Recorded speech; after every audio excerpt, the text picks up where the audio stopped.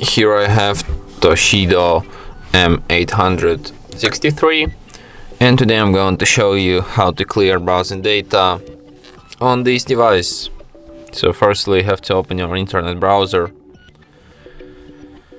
then tap here, go to the history section, tap clear browsing data, then select time range.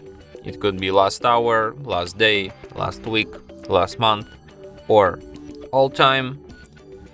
Then select data types which you want to delete. It could be browsing history, cookies inside data, cached images and files, and then just tap clear data and history will be cleared.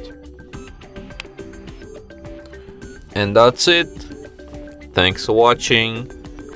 If you find this tutorial useful, don't forget to hit that like button and subscribe to our channel.